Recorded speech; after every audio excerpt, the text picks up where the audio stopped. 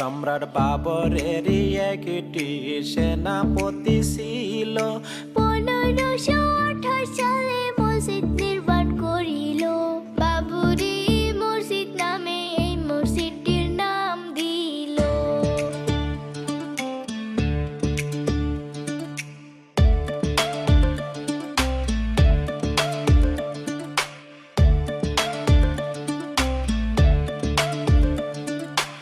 অনেক বছর ভালোই ভালোই কাটিয়া গেল, হঠাৎ করে কি হইয়া গেল। হিন্দু ভাইরা দাবি করে এখানেতে রাম মন্দির ছিল। হিন্দু মুসলিমের মাঝে একটা বিভ্রান্ত সৃষ্টি হইল। 6 ডিসেম্বর 1992 সাল ছিল। হিন্দু মুসলিম মিলে একটি আলোচনার মিটিং পাতিল।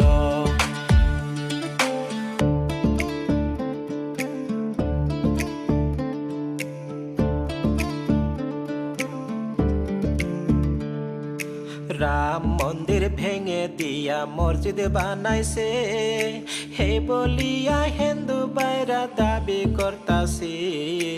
আলোচনার মাঝে দেখেন উত্তেজিত হইয়া গেল।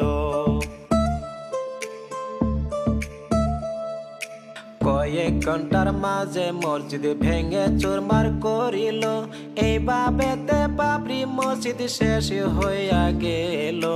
আন্দোলনে সেইখানেতে অনেক মানুষ মারাও গেল।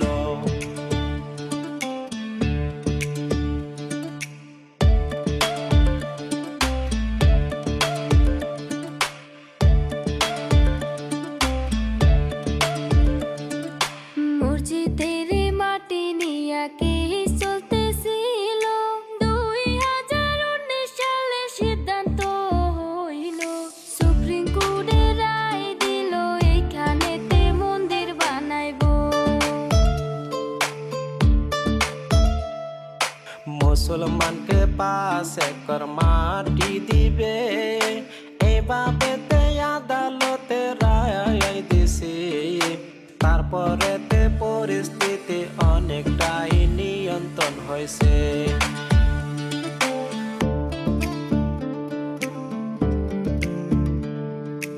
এইভাবেতে কিছুদিনে কাটিয়া গেল। বাবরি মসজিদ নির্মাণের কাম স্থগিত রইল। হুমায়ুন কবির স্যার দেখেন এতদিন পর চমক দেখাইল। অনেক কষ্টের বিনিময়ে হুমায়ুন স্যারে মসজিদের কাম আরম্ভ করলো মুর্শিদাবাদে। সাসপেন্ড করলো কবির স্যারকে তৃণমূল কংগ্রেস দল থেকে।